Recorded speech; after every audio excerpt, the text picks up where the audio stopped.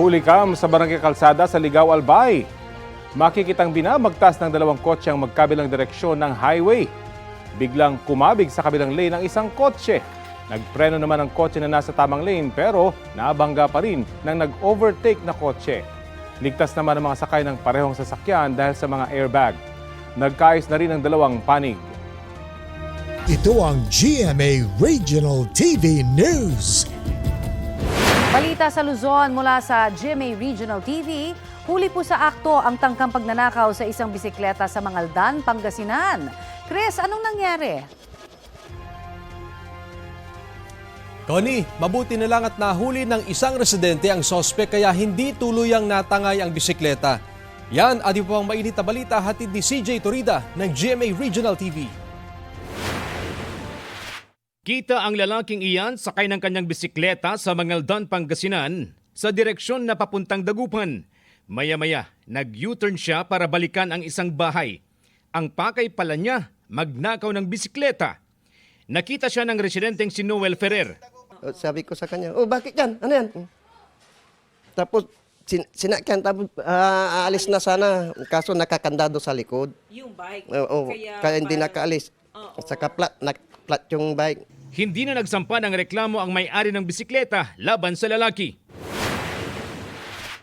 Sa San Nicolas, Ilocos Norte, patay ang isang rider matapos makabanggaan ang isang siklista.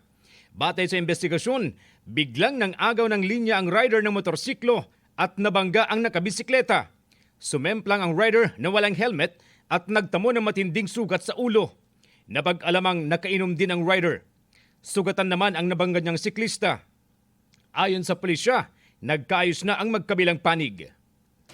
CJ Torida ng GMA Regional TV, nagbabalita para sa GMA Integrated News. Bistado naman ang tatlong taniman ng marijuana sa Barangay Takadang sa Kibungan, Benguet. Dalawa sa plantasyon ay nasa Sitio Walayan at sa Sitio Gayang naman ang isa. Sa kabuuan halos sa 7,000 fully grown na marijuana plants ang natagpuan at sinunog ng mga otoridad. Nagkakalaga ito na mahigit sa 1.3 million pesos.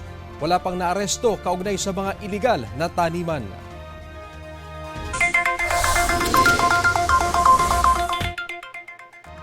Sa mga mauuna ng mamili ng mga bilog na prutas na pampaswerte raw sa bagong taon, ito po ang presyuhan niyan sa Binondo, Maynila. 3 for 100 pesos ang persimmon, Fuji apple, orange at peras, pati na rin ang kiwi. 3 for 50 pesos naman ang lemon. 250 pesos per kilo naman ang seedless grapes, habang 300 pesos per kilo ang green at black grapes. Mayroon ding longgan at suha na taga 200 pesos per kilo. Ang pongkan, mabibili sa 150 pesos per kilo or per pack. 8 piraso na po yan. Ang blueberries naman, 250 pesos per pack na may 125 grams na laman. Sa ngayon po ay hindi pa naman nagmamahal pero inaasahan na raw yan na sisipa ang presyo po, lalo na sa bisperas ng bagong taon. Pinalalakas ng pulisya ang cyber patrolling na para matukoy ang mga nasa likod ng tutorial video online tungkol sa paggawa ng boga. Kasunod dyan ang nahulikam ng mga batang nagpapaputok ng boga sa Maynila. Ayon sa mga bata, natutunan nila ang paggawa ng boga sa social media. Pinatututukan na ng mga pulis ang pagpapahinto sa paggamit ng boga na kabilang sa mga ipinagbabawal na paputok ng PNP. Maaari kasi itong magdulot ng eye injury, pagkabulag, pagkasunog ng balat at sugat na pwedeng mauwi sa amputation o pagkaputol ng bahagi ng katawan. Kaugnay ng balitang yan, makakausap natin si PNP Anti-Cybercrime Group Public Information Officer Police Lieutenant Wallen May Arancillo. Magandang tanghali po at welcome po sa Balitang Hali. Sir, good morning po and good morning din po sa lahat ng nakikinig at nanonood sa programa ninyo. Opo, kumusta po yung monitoring natin sa mga tutorial video ng paggawa ng boga na isa po sa mga pinagbabawal ng PNP? Yes po sir, ongoing po yung cyber patrolling and online investigation po natin dito sa mga videos na pinopost online and inimbestiga na rin po natin kung may mga violation po sila. And nakikipag-collaborate na rin po tayo sa mga social media platforms para mag-request po tayo ng takedown. And also po, ini-engage po natin yung mga taong in case nagbebenta po sila, ina-engage po ito para mahuli po natin sila. Ang alam ko po, bawal yung mga ganitong tutorial, lalo na kapag delikado yung ginagawa online. Hindi ho ba automatic na nadidelete ang mga ito? At ano sabi sa inyo ng mga online na social media platforms? Yes po sir, bawal po talaga, most especially nagbibigay po ito ng danger sa public. And sa ngayon po, wala pa po akong definite na answer from the social media platform. Though tayo po dito sa PNP-ACG at our end, ginagawa po natin yung makakaya po natin para makipag-coordinate sa kanila. And yun po, gumagawa po tayo ng formal letter and formal complaints din po para ma-take down po itong mga videos na ito and including po yung account na gumagamit. Siguro mga magulang dapat ting tumulong at i-mass report ang mga site na ito. Maiba naman po ako, kumusta po yung monitoring nyo sa bentahan ng paputok online? Yes po sir, ongoing po yung investigation po natin dyan. In fact po sir, meron na po tayong 8 na operation since December 6 up to December 26, 2024.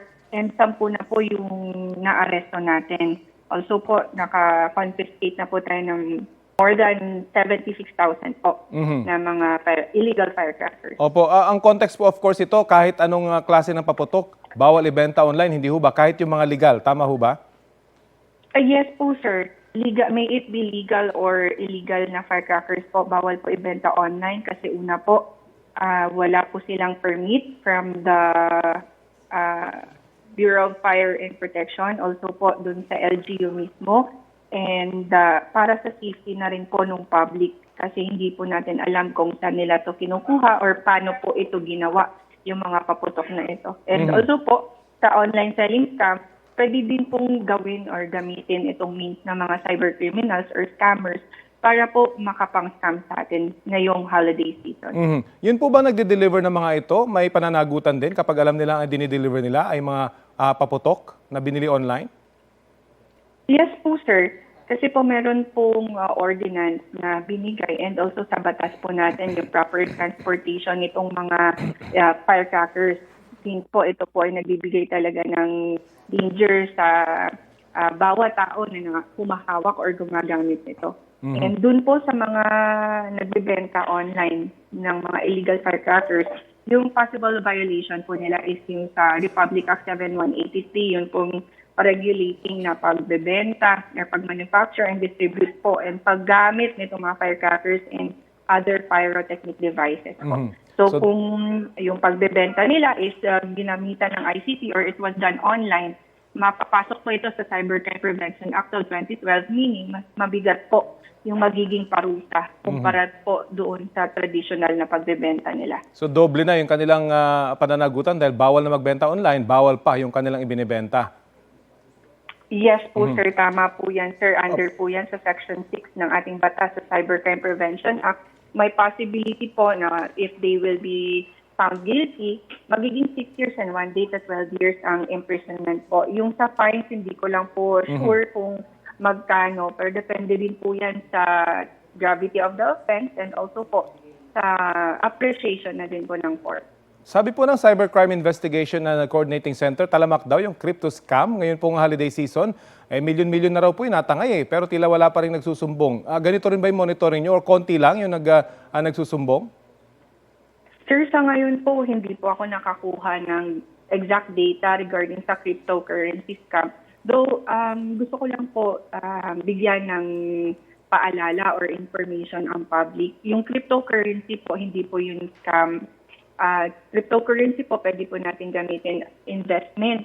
Though, ito po yung isang means na ginagamit ng mga cybercriminals para makapang-scam po. Ang mas mainam po dito kung gusto nating mag-invest sa cryptocurrency or let's say dito sa blockchain or mga Bitcoin na po. Ito sir, mas mainam po na under po sa pangalan natin yung mismong account na ine-investan natin. At siguraduhin po natin yung platform na ginagamit nung cryptocurrency accounts na ito. Also po, kung kayo po nabibiktima or nabiktima ng ganitong klaseng scam or investment scam, open po yung PNP ACG. Bukas po kami 24/7 para tulungan po kayo. Gaano po kahalaga na magsumbong itong mga na-scam na to, kahit na sabihin natin maliit lang yung nakuha sa kanila, gaano po kahalaga na maipaalam po sa inyo? Yes, sir. Very important po, sir, na malaman namin at dapat i-report talaga sa amin yung mga ganitong klaseng scam sa cryptocurrency. Most especially po, una po, malalaman natin kung sino ba yung mga taong nasa likod nito. Possible ba ng individual sila or baka grupo na po yung gumagawa nito. So may possibility po na ma-end ito kung makikilala natin sila once nagsumbong po sila. Pangalawa po, also, mabibigyan po natin ng education and awareness na rin yung mga kababayan natin iba para hindi na po sila ma-scam ng ganitong klaseng cryptocurrency scam po. Okay, sige po. Maraming salamat po sa oras na ibinahagi niyo po sa Balitang Hali. Yes, sir. Thank you po, sir. And God bless po. Merry Christmas po sa inyo. Merry Christmas mo si Police Lieutenant Wallen May Arancillo, ang Public Information Officer ng PNP Anti-Cybercrime Group.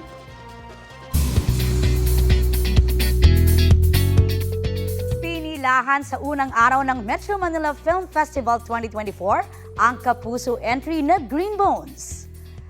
Sold out ang screening niyan kahapon sa ilang sinihan sa Metro Manila. Trending pa yan ang buong araw sa X, kasabay ng pagbuhos ng positive reviews mula sa mga nanood. Kaya bilang pasasalamat, sorpresa ulit ngayong araw sa ilang sinihan ang mga bidang sina Dennis Trillo at Ruru Madrid. Kaisa naman sa panawagan ng suporta para sa MMFF entry si Pangulong Bongbong Marcos. Ang mga magagandang pelikulang kalahok ngayon, ang Golden Year ng MMFF, ay siguradong magbibigay ng gintong saya at mag-iiwan ng mga ginintuang aral. Ang kilikin po natin ang kwentong Pilipino. Suportahan po natin ang Metro Manila Film Festival 2024. Thoroughly reviewing o mahigpit na sinisiyasat daw ngayon ni Pangulong Bongbong Marcos ang 2025 national budget. Ayon kay Executive Secretary Lucas Bersamin, bawat item o nilalaman ng 2025 General Appropriations Bill ay tinitiyak na naayon sa konstitusyon.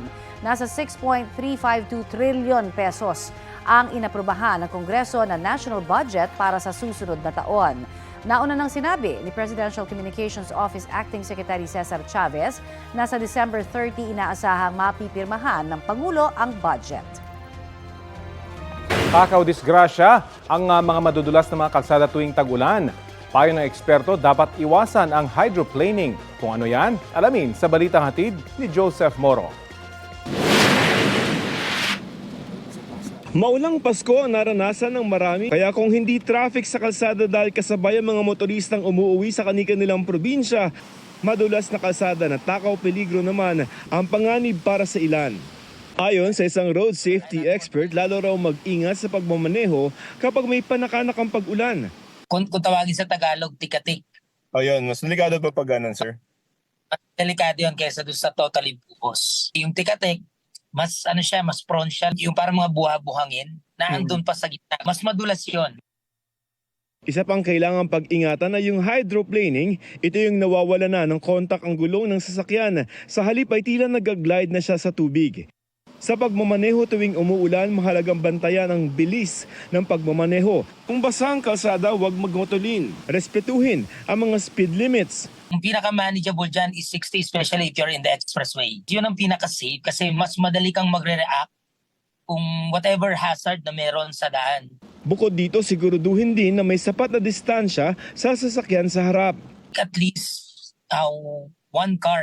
at least one car difference talaga sila o yung range natin. Kapag medyo nakadikit ka, yung tendency noon, tapos may mali kang pwesto and then masyado kang close sa sinusundan mo sa sakyan, the reaction will be different. Ayon sa Land Transportation Office, iwasan din ang biglang pagpreno, maging alerto sa mga water patches, makikintab na daan, at kamadahin kung kumakagat pa rin ang gulong sa kalsada. Kung nararamdaman na nawawala ang grip, dahan-dahang tanggalin ang paa sa accelerator para dahan-dahan itong bumagal. Paglampas daw sa madulas na daan, itap ang brake ng paunti-unti para matuyo ito. Sa pagsasaliksik ng GMA Integrated News Research at tala ng PNP Highway Patrol Group mula Enero hanggang September 2024, may naitalang lampas 25,000 na mga aksidente sa daan sa buong bansa. 39.13% na increase na ito kumpara sa parehong panahon nung isang taon. Paano naman kung ikaw nga maingat sa daan pero kamote naman ang mga kasabay? Hindi naman natin kayang kontrolin yung mga nasa likod natin. Ang kaya natin kontrolin yung nasa unahan natin, kaya natin yan. Pero siguro ang pinaka-tip doon sa mga driver at rider natin, siguro be more aware sa mga rear mirror and side mirrors. Joseph Morong nagbabalita para sa GMA Integrated News.